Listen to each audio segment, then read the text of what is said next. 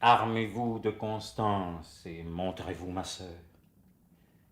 Et si par mon trépas il retourne vainqueur, ne le recevez point en meurtrier d'un frère, mais en homme d'honneur qui fait ce qu'il doit faire, qui sert bien son pays, et sait montrer à tous par sa haute vertu qu'il est digne de vous.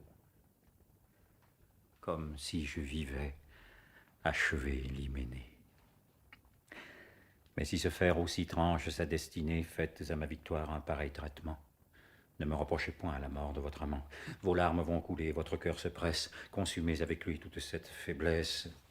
Querellez ciel et terre et maudissez le sort. Mais après le combat, ne pensez plus aux morts.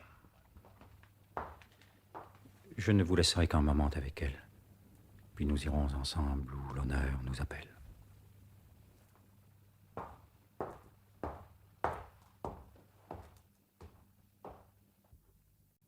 Iras-tu, Curias? Et ce funeste honneur te plaît-il aux dépens de tout notre bonheur? Hélas, je vois trop bien qu'il faut, quoi que je fasse, mourir ou de douleur, ou de la main d'Horace.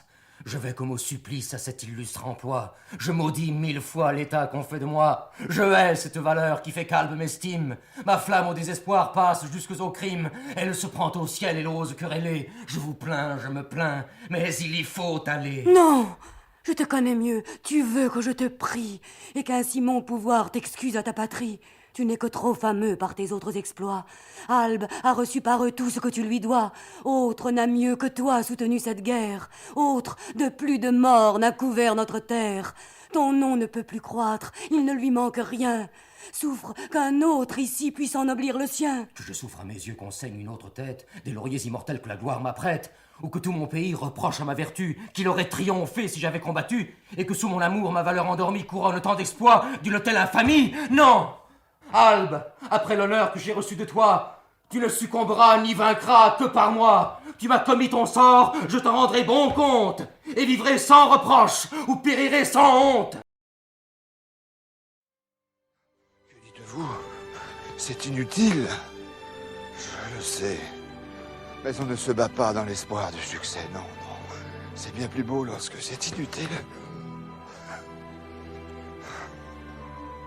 Qu'est-ce que c'est que tout cela? Vous êtes 1000. Ah, je vous reconnais. Tous mes vieux ennemis. Le mensonge, les lâchetés, les compromis. Je sais bien qu'à la fin, vous me mettrez à bas, n'importe. Je me bats, je me bats, je me bats. Oh, oui, vous m'arrachez tout. Le laurier et la rose, arrachés. Il y a malgré vous quelque chose que j'emporte. Et ce soir, quand j'entrerai chez Dieu, mon salut balayera largement le seuil bleu. Quelque chose que sans un pli, sans une tache, j'emporte malgré vous. Et c'est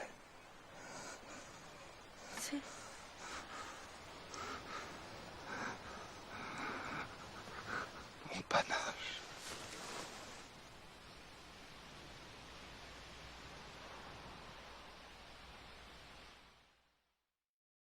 Toi qui donnant par tant d'injustes des raisons, la raison qui me force à en faire moi-même, à cette vie lassée que maintenant je hais, puisque tu vois la plaie te donner au profond du cœur, signe évident de cette joie suprême, à s'immoler sur l'autel de ta cruauté, si par bonheur tu sais que j'aurais mérité que le ciel de tes yeux beaux et sereins se trouble, à ma mort n'en fais rien, que leur éclat redouble, je refuse que tu répares rien, voici les dépouilles de mon âme.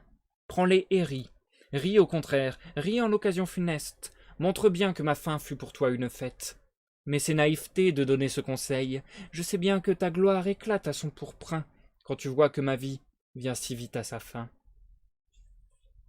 Vienne, vienne, il est temps. De l'abîme profond Tantale avec sa soif, vienne encore Sisyphe peinant dessous le poids terrible du rocher. Tityos et son vautour, et encore qu'Ixion n'arrête pas sa roue qui le brûle et le griffe, ni les sœurs au labeur toujours inachevées. et que le chant mortel de tous ces cœurs brisés se transporte en mon cœur, qu'il chante ta voix basse, si chanter il se peut pour un désespéré, des funérailles tristes, douloureuses, lasses, pour ce corps qui sera même d'un drap privé. Que l'infernal portier, avec sa triple tête, que monstres par milliers, chimères à deux corps, chantent un contrepoint terrifiant et plaintif, car tout autre convoi me serait abusif, n'en mérite pas d'autre un amant qui est mort. Chanson de désespoir, n'élève pas ta plainte, lorsque ma compagnie si triste tu délaisses. Si la cause qui fit qu'au monde tu naquis accroît par mon malheur son bonheur, son crédit, même au fond du tombeau oublie toute tristesse. Vois comme je me déchire, vois Mahomet comme il est estropié. Ali devant moi s'en va en pleurant, la face fendue du menton à la houppe.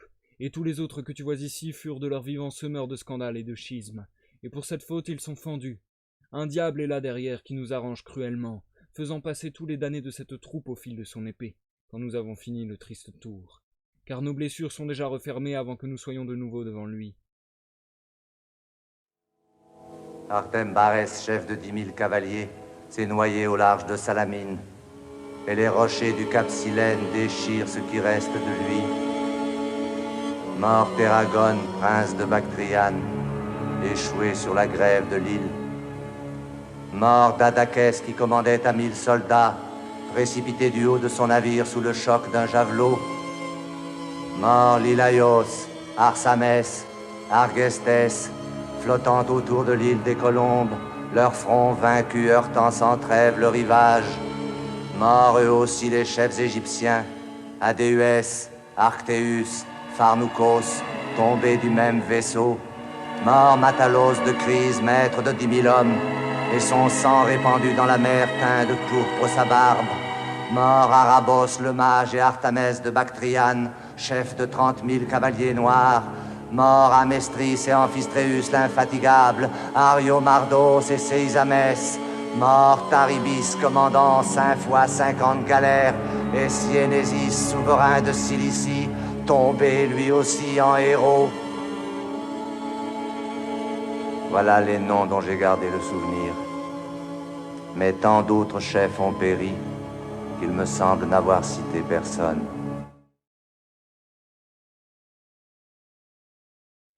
Myrmidon, mes chers compagnons rapides coursiers, ne détenons pas sur le champ nos puissantes cavales.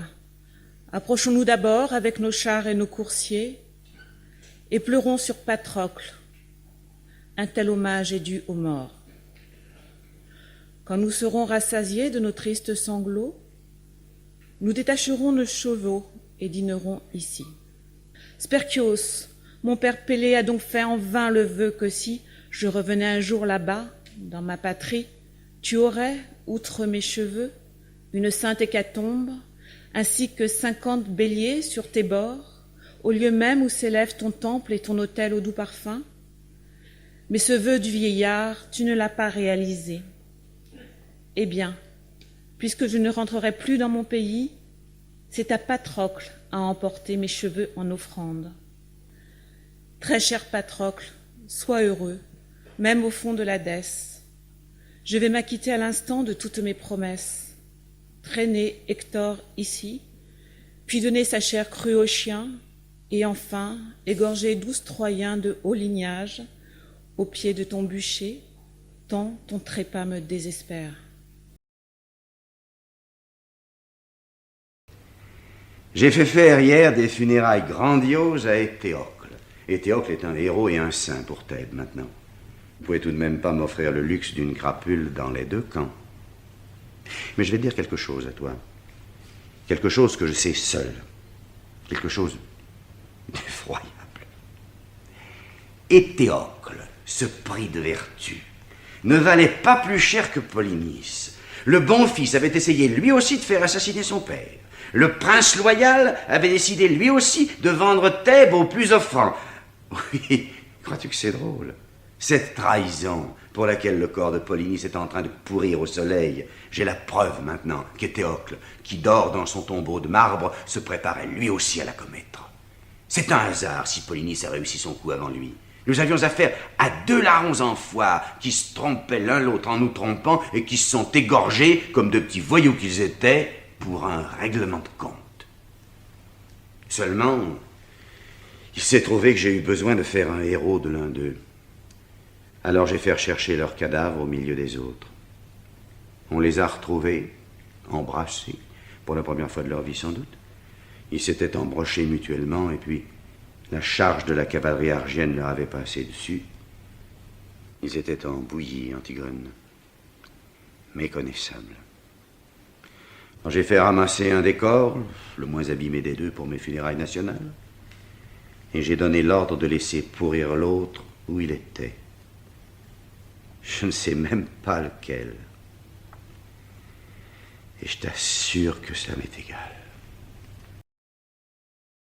Oh, vous qui ne sentez pas, qui ne touchez pas, respirez cet encens, touchez ces offrandes.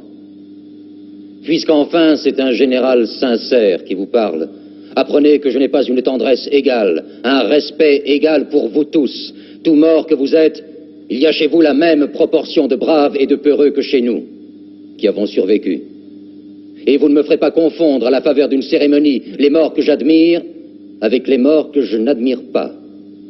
Mais ce que j'ai à vous dire aujourd'hui, c'est que la guerre me semble la recette la plus sordide et la plus hypocrite pour égaliser les humains, et que je n'admets pas plus la mort comme châtiment aux lâches que comme récompense aux héros.